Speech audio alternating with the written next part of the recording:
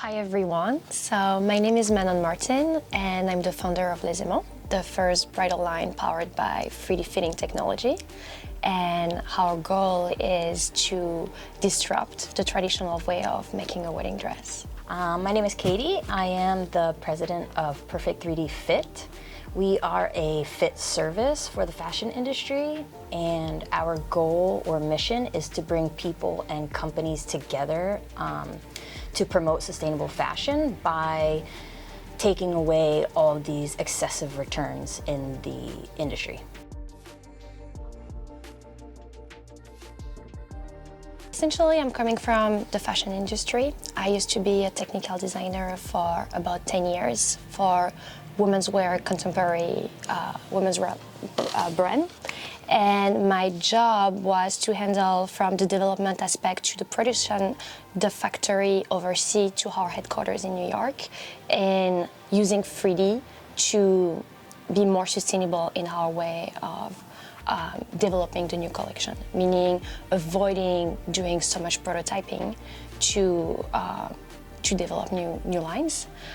So I arrived quite like accidentally in the bridal industry by just helping my girlfriend like getting married and looking for a wedding dress. And I realized that there was such a hole when it comes to the customer shopping experience. I realized that there were always a struggle regarding the timeline, the alteration fees, and the customization that was just never an option from a high luxury brand to a mass market brand. So I've seen a potential by using 3D and bringing it to the bridal industry to type of like cure this type of issue in the industry. So that's why I launched Les Aimants. So my background is actually as a tailor, and then I also have a background in technology. So as a tailor, you take all the measurements and then you construct the garment there, but that's not really feasible for most people, especially purchasing clothing online. So we created this technology software that people could use just by using their smartphones. They take a video of their body, and that goes into our software. We take all of the calculations, which is like 1,000 calculations, and then we group them by size and shape into these what we call fashion size groups. So basically, if one person's in this size group, that means everyone in that size group can wear the same size clothing. So you can like shop on social marketplace, you can shop with retailers, you can swap clothing, you can sell clothing to each other, and essentially you should always have a perfect fit without having to go back and return and all that whole hassle of it. So that's why we started Perfect 3D Fit.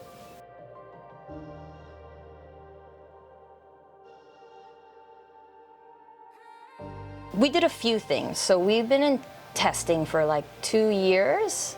We officially launched the business this past September, but the last 2 years we kind of ran hundreds of tests by taking people that would be put in the database and how it would evolve and how they would be able to use the same clothing in the same sizes. And then since September, we have about 7,000 members and 4,000 what we call avatars, which is when they send in the video. We now have their avatars. They're put into the database. And then we started doing what we call fit tests, which basically say I buy an outfit. If anybody in my size group, we kind of sent that outfit to them to make sure that it would fit them as well. And we had about a 93% satisfaction rate when they tried the clothing on. And 100% satisfaction rate would be kind of difficult just because of more the style and personality of the people. That kind of came into play, whether it was like the rise of the trouser or the shirt. But yeah, we quantified our data by doing those fit tests. Regarding the bridal experience, this is what we realized with this technology is that 3D Fit is extremely accurate and proficient, as Katie was just explaining. So from our end, I will say that 85% of our bride do not need alteration when they're picking up their dresses. And that is I think it's the first time that that is being seen, at least in our industry, so no returns, which mean that and if there is alteration, to be very clear, they are in general extremely minor, so we just handle them like here. But that means that this 85% of brides that do not need alteration when they're picking up their dresses are saving between $500 to $1,000 in bridal dress alteration fee. And that is how you cure the hidden fee process in the wedding industry, in the bridal industry. So that's definitely a huge asset for our brand and for them.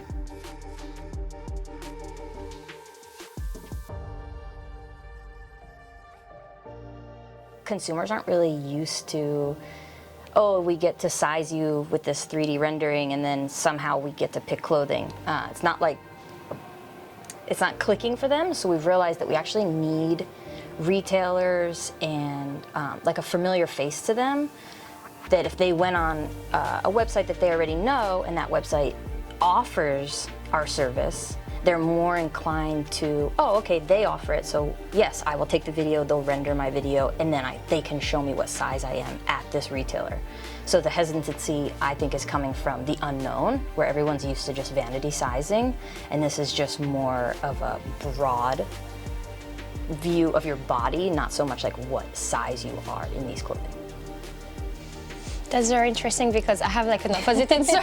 So on our end, they were not hesitancy on using 3D fitting, but the reason why also is because down the pipe, it's beneficiate directly the consumer, so the bride. So the way how we approach it to our bride and to our retailers was you're going to get a custom fitted dress made to your body measurement within 8 to 12 weeks. You are the one winning into this situation, and it's sustainably made in New York. So when the pandemic started, we realized that there were a shift also in how wedding planning was happening. Brides were looking for dresses that could be delivered between like 3 to 4 weeks. They didn't want a big ceremony anymore. They wanted a backyard wedding, elopement, city hall, smaller outfits, second look. And by word of mouth, this is how we start talking about our technology. Hey, by the way, we make a 3D avatar of you to your body measurements. You're going to be able to review the 3D fit. So at first it sounds kind of impressive in the wording that we're using, but if you're just being back and be like, we're going to make you a dress within 3 to 4 weeks, that sounds much more approachable because at the end, we're talking about your benefits as a client. Yeah, and I think that's where the hesitancy is coming for us, because you have this beautiful product you can show them at the end. We don't so much have a product as much as we have a service that they can use, and I think that's where it becomes it's not touchable, whereas yours is very touchable. Exactly. So I could see women being yeah, of course. But I think at some point it's just coming together. I think people are getting more and more educated about that. Yeah, exactly.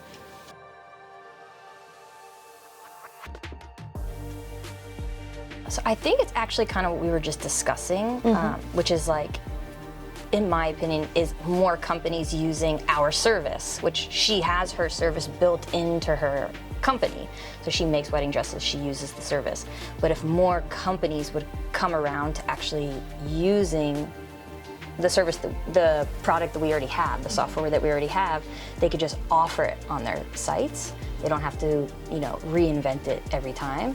If we all just kind of work together, this company uses our software and, we use that company to have the consumers go back and forth, I think that's kind of where it all comes into play. There is a commitment level, I guess, because of maybe the timing. I think that some retailers will, they can't just, oh, I'm just gonna buy a size 6 right now. They would have to wait for the person to take their video and then for us to render that video. So there would be a little time thing there, so it's not instant gratification, and I think some retailers would have an issue with that. But I feel that if all these companies that are saying, yes, we promote sustainable fashion, we love sustainable fashion, we want to cut down on returns, we want to cut down on this, then they shouldn't have a problem using this kind of service to help the greater good that is, cutting back on the returns and helping the climate in some way. on our end, it's really reduced on the back and forth between the vendors, the mill, and the manufacturers. So that accordingly, it's reduced the room for errors. There is less room for errors, and when there is less room for errors, it's also less time consuming. So to give you an example on how the development of a new collection is being proceeded anywhere else, compared to a company that will use 3D, for example, or our company that is using 3D. This week, we are launching our new bridal wear collection. It has 10 new styles. We literally started working on it in early February, and the development and the production is about to ship this week. So 2.5 months later, the whole production is being done. So it allows us to launch 2 collections within a year. It's less time consuming, it's less budget into prototyping. So that allows us to show more to the customer on what we can offer, definitely.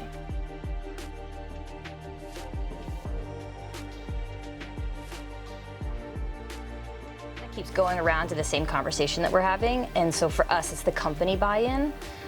So with your company, you get this 3D avatar and that becomes a pattern immediately.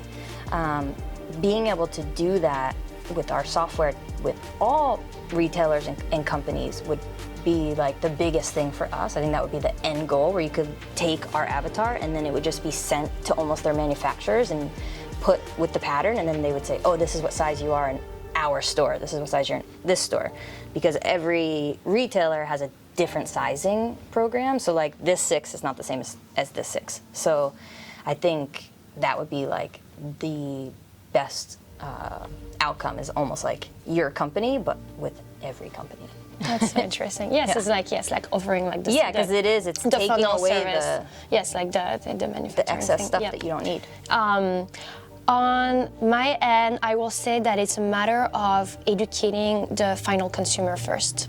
So what is acceptable today and what is not when you're purchasing from a small brand like us or for a mass company that is using or not 3D, that is sustainable or not. I think that's very important to remind people and also our industry that 3D fashion might sound very much industrialized, but that's the most powerful tool in 2022 that allow you to be pro-efficient in your way of making, and that is allowing you to be sustainable at the same time. And so that, down the pipe, that's your final customer that is going to beneficiate from that, and this is how you're going to be rewarded as a brand.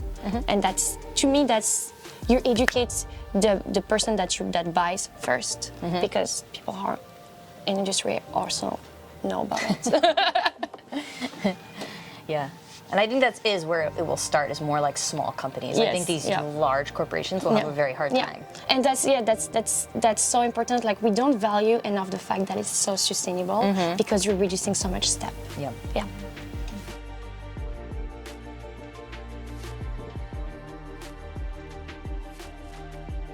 It kind of makes people feel there's this I don't know, this is only my kind of opinion, but I almost feel people think it's taking away the person to person act, where it's there's this weird computer over here taking all your measurements and rendering them and then making this clothing.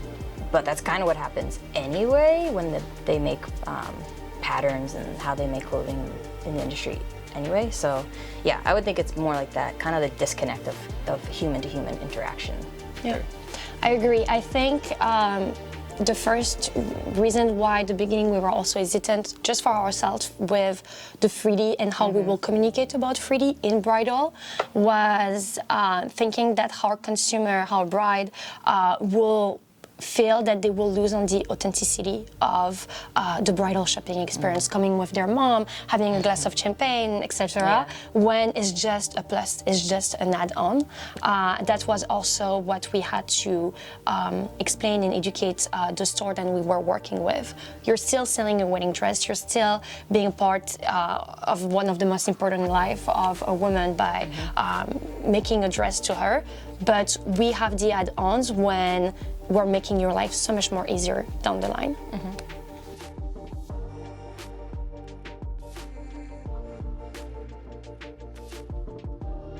So I think the final goal for Les Aimants is to be a first doorstep for being more inclusive in the way of hosting like women that will be pregnant. So today we have more and more brides coming to our shop and be like, I'm 4 months pregnant, I will be 7 by the time my dress is being ready. And we have the opportunity to show them on the rendering how a pregnant belly based on their body measurement will look like if they were pregnant in one of our dresses. So that's like a very strong point. The second one will be to start reaching women that could be in a wheelchair and how we can help them to make their experience much more comfortable, not having to undress, just sitting down, taking their measurement, showing them the 3D. So being a doorstep of like inclusivity in a much wider way, I will say. That's really cool. Yeah. I like that. And I think our company is kind of trying to do the same thing, not with specifically pregnant women or people in wheelchairs, but where we, with the 3D renderings, we're not taking sizing away, but we're trying to make it so that you don't have to always pick your size. You can kind of just pick what your body and shape would fit into, not, a number so much. It's kind of like removing like this word of like plus or extended, like you're a woman, you need a dress. Also the idea, and this is what I see with my bride, it's just like we have like so many different sizes and morphology. There is nothing more satisfying for a bride that see how her body herself is going to look like outside of like the picture of her Instagram models. Like she comes, we make it in the front of her and she's like, oh, so this is how my like breast is going to look like in like this neckline, or like this is how the skirt, and when she can picture and visualize, it's a winner for her. Yeah.